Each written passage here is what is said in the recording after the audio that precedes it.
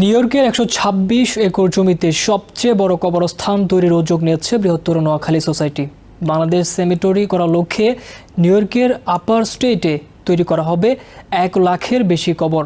ইতিমধ্যে 20,000 কবর বিক্রি শেষ হয়েছে। আগামী 1 জুলাই প্রথম ধাপের 20,000 কবর বিভিন্ন সংগঠনের কাছে হস্তান্তর করা হবে।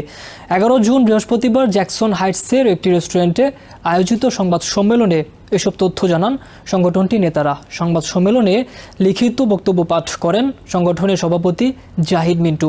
অনুষ্ঠানে সভাপতিত্ব করেন রফিকুল ইসলাম ভুইয়া, পরিচালনা করেন সংগঠনের সাধারণ সম্পাদক মাইনুদ্দিন পিন্টু। এ সময় উপস্থিত ছিলেন বাংলাদেশ সোসাইটি এবং নোয়াখালী সোসাইটির সাবেক সভাপতি আব্দুর রব মিয়া সহ ট্রাস্টি বোর্ডের সদস্যবৃন্দ।